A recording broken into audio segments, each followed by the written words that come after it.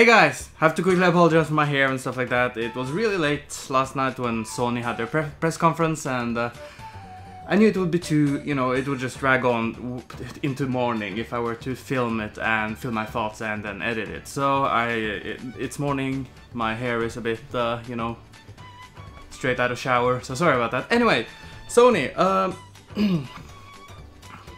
yeah, it's been weird because Sony has always been the one who kind of been on top the 2 last years, I believe, if I can remember correctly.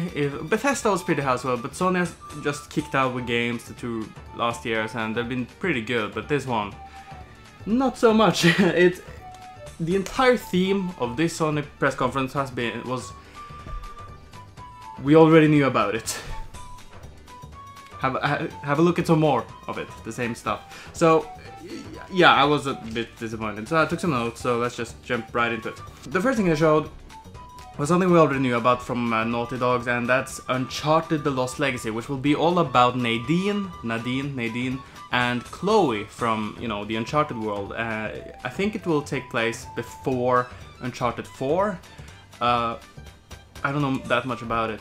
Now, personally, I love Uncharted, but I love it because of the characters. And it does and because of its Indiana Jones feel. But my problem is with Nadine. It's not that I don't like her, but she was a bit God mode in Uncharted 4 with how she kind of beat Nathan and his brother at the same time. Like, I don't know, it felt so out of character on Nathan's part.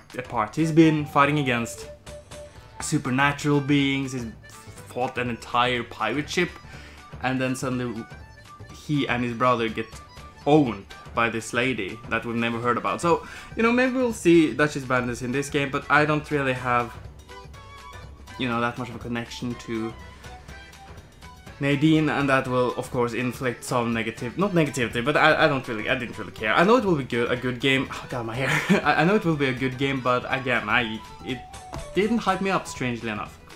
I forgot to say this, they had, right before they showed it was Uncharted, they had this beautiful show with, nice music, they had drums and flutes, and behind the players they had, which was on stage, they had a waterfall, and light was kind of making this beautiful form. It was beautiful to look at, and that kind of hyped me up for this presentation, but,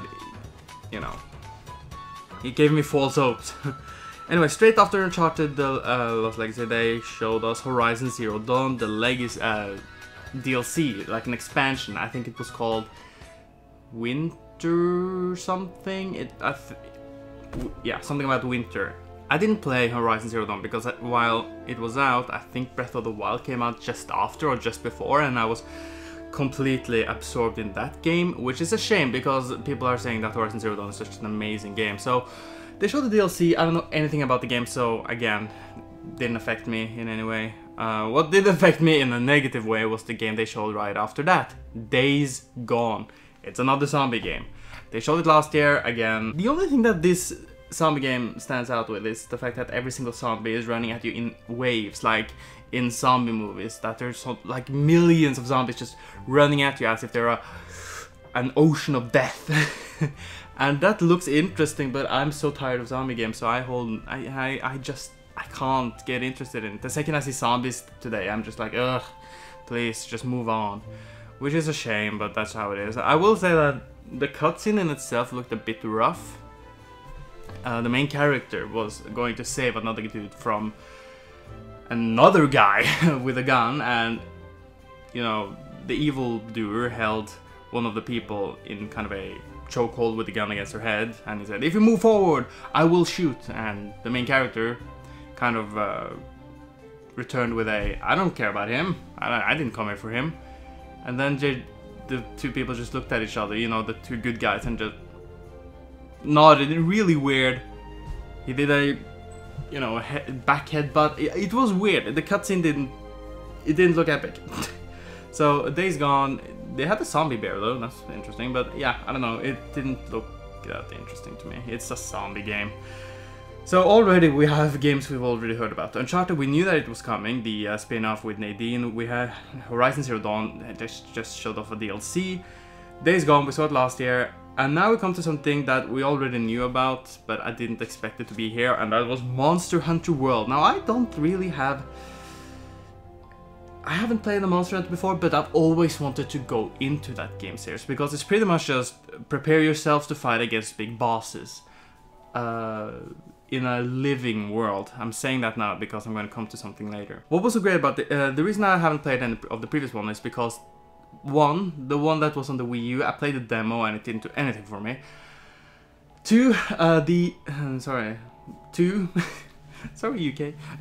Number two, the 3DS games, it's 3DS, it feels like a game that should be on a console, on a big TV. It should be epic, and this game looked absolutely top-notch, epic. Whereas before you just kind of prepare yourself, find, you know, create new weapons, forge armor, get food and traps and whatever, and you run and find, you know, the monster, and you run through these different cells, you know, these different loading screens to come to different areas. Here it's a huge world. It's no loading screens. There are destructible environment that you can use against the enemy. You can use leaves, and you can use the environment to hide yourself. You can take the leaf cloak around you and just sneak around. You can throw objects to kind of distract these huge monsters. Monsters can fight each other. You can use a grappling hook to kind of, if the monsters throw you off their back, you can use your grappling hook to pull yourself against them. It looked really epic, it really did, and because of it, I'm just, wow, I'm gonna buy this game. It looks absolutely astounding. It will come out early 2018. Now the reason I said living world, only fight big bosses in a living world, is because right after that they showed us Shadow of the Colossus.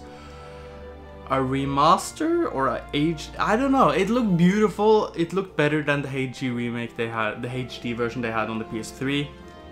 And when I saw, like, I hate to say this because I know people will hate me. I don't like Shadow of Colossus. Already I can see people with pitchforks. And I'm just gonna, the reason is just simple. I felt the game was too empty, which I know was supposed to be the idea. And only fight the big bosses, you know, climb on top of them, fight the weak areas and just stab them, and you have a really beautiful ending to the game. Sad and tragic ending, but still it was there, and it, you know, it was symbolic and everything. I don't know, I didn't like it. And I did get it on PS3 to kind of experience it in HD in hope that maybe I was too young when I first played it on PS2. No, that wasn't the case. So it's just that the world, yeah, it's when I first played it, it felt incomplete, which I know people hate me for, but that's just how I took it, and I don't like it. So, Shadow of Colossus, 2018.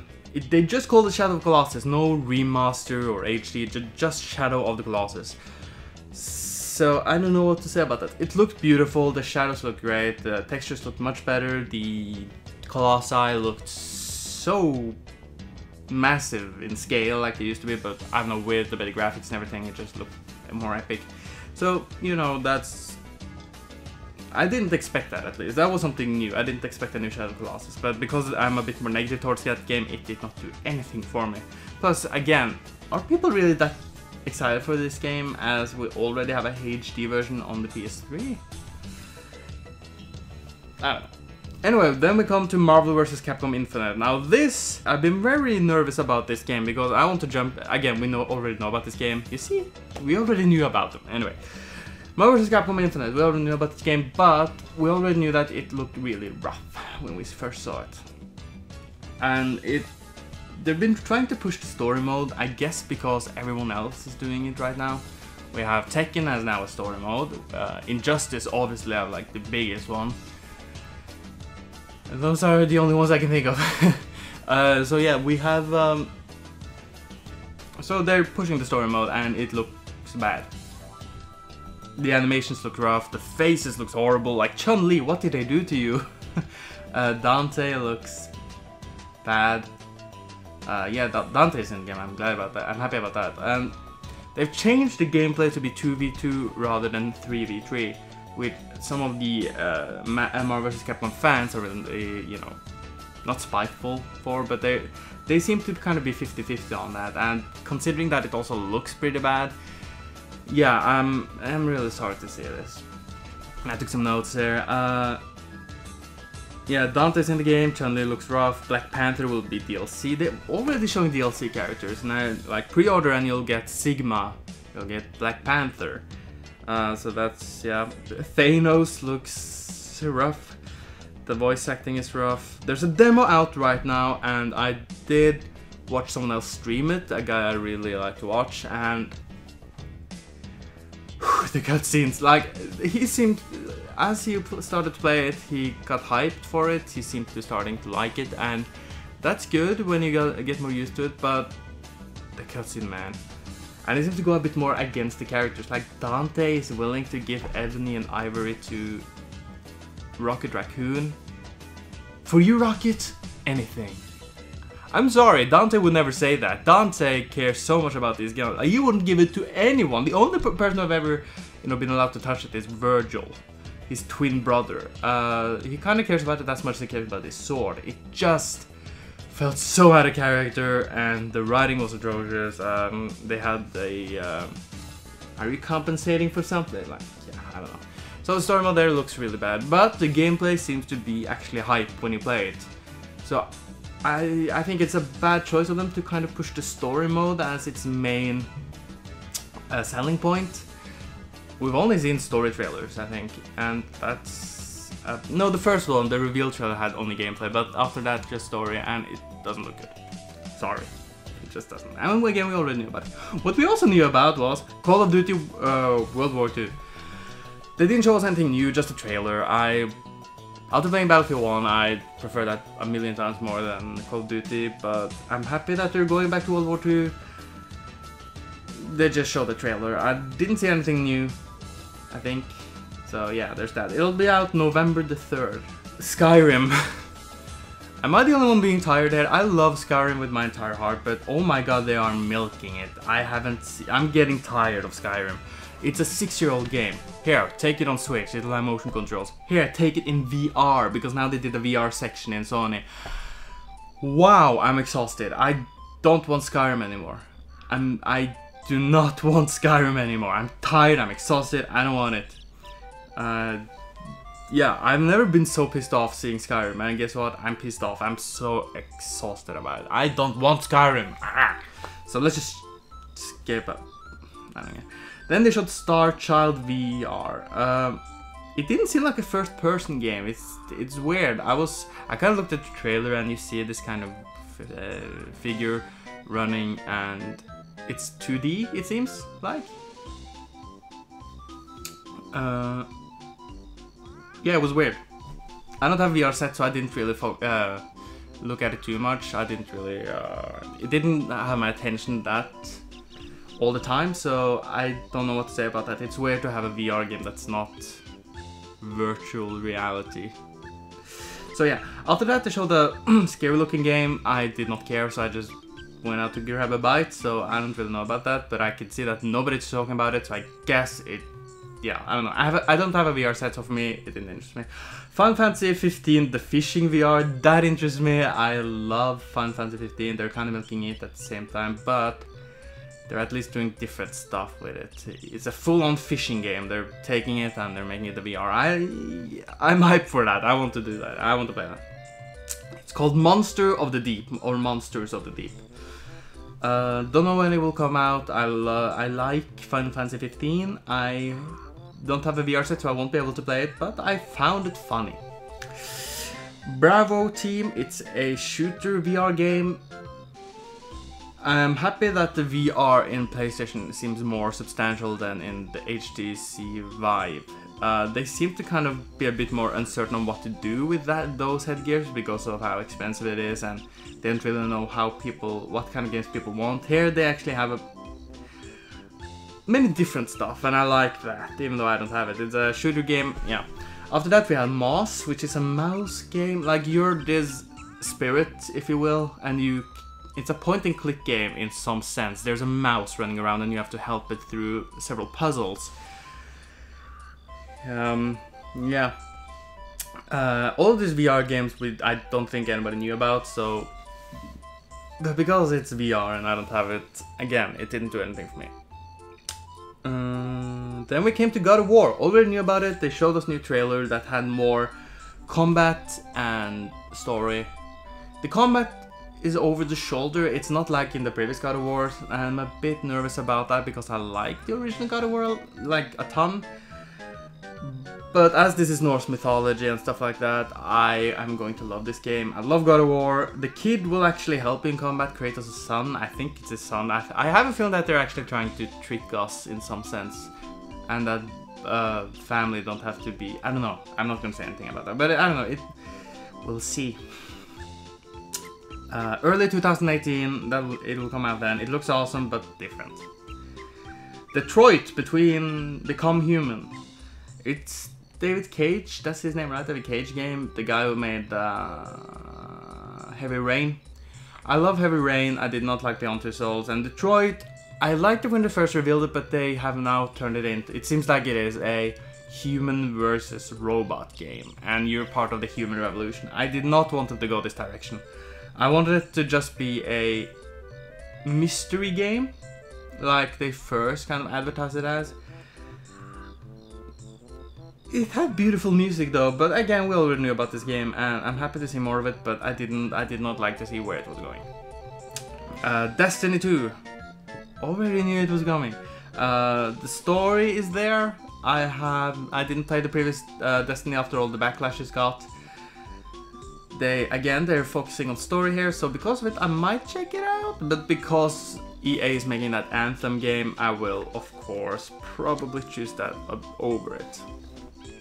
And finally, at the very end of the conference, SpiderMan. Again, they ended the last E3 press conference with this game, and they're doing the same here. Only here we got to see more gameplay. It was just gameplay scene. No direct trailer. It's Arkham. It's an Arkham game, pretty much. It did some stuff that I really liked. They started out with stealth.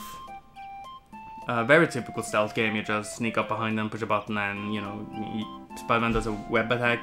Though you can use the environment to stealth take down people from far away because of your web, which you seem to be cartridge based. It doesn't have the web isn't el natural. It's from cartridges, so you have to kind of think about that, which I like that. But anyway, you can use the environment to take down enemies. You can there's this crane with this huge heavy hook hanging from the crane, and far away Spider-Man took a web on it and pulled it really hard against two people, and they just fell unconscious. Really cool. And you can also do it in combat. Again, very Arkham-esque. A lot of slow motions. I don't really know what to think about that. Tons of slow-mo, but you can kick people into the wall and web them against it. You can use there tons of environmental stuff. You web a huge box or a bag of cement or something, and you swing it around your head right at someone. You can. There was another sort of crane with this huge metal pillar hanging from it, and Spider-Man took one side of it and pulled it so it swung around, taking several enemies down, which looks cool. I love that you can use the environment. That's what makes it feel different from Arkham and the previous Spider-Man games. So I really like that. What I really dislike, however, is that there are tons of QTEs. Tons of QTEs. I have never been so negatively affected by QTEs in a while. Like, I don't get negative. Every time I see QTE in game, I'm like, yeah, okay, fine, I don't care. Here I care because it was so much and all the freaking time. I can understand why they're there, because of the set pieces. Look, they were massive in scale. Like, you had to follow a helicopter, you swung after it, you had to make sure that the destruction it caused did not harm people, and because of it there were tons of quick time events. The swinging also looked a bit weird. I guess it will feel better than it looks, but it didn't look natural. It was a very floaty. And Wilson Fisk is in the game, and yeah, I don't know. We already knew the game would be there, and I was a bit let down by what I saw. It had interesting stuff with the environmental stuff, but I don't know. The QTEs it kind of pushed me away from it. So overall, that was it. They just ended it. surprised by how short it was. It felt really short because they kind of just showed new stuff. They didn't show any indie games. They didn't have any developers coming on stage talking. It was just the what's his name? I don't know. Just the same guy coming up and talking a bit and walking off a couple of times. So overall, just stuff we've heard about before. Uncharted Lost Legacy, we've heard about it. Horizon Zero Dawn, it's a DLC they've shown. Days Gone, showed it. Monster Hunter World, we already knew about it. Shadow of Colossus, it's an old game that they're high-key remastering that I hold no love for. Marvel vs. Capcom Infinite, we already knew about it. Call of Duty, World War II, we already knew about it. Skyrim, really? VR, tons of VR games. I don't have VR, so I can't really hold that much hype for it. Plus their VR, they aren't really that big yet. They aren't really AAA quality. God of War, we already knew about it. They showed us new gameplay, which is cool, but we already knew about it. Detroit, we already knew about it. Destiny 2, we already knew about it. SpiderMan, we already knew about it. There was nothing insanely new here. So because of this, Sony gets a 5 out of 10. It didn't do anything too negative. Like, I didn't sit there and kind of mumble and grumble in anger, but nothing special. It was just basic, and it feels so much of a disappointment because of their previous press conferences. The only game that really gripped me was Monster Hunter World and God of War.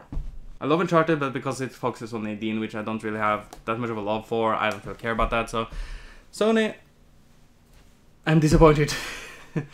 Not bad, just disappointed.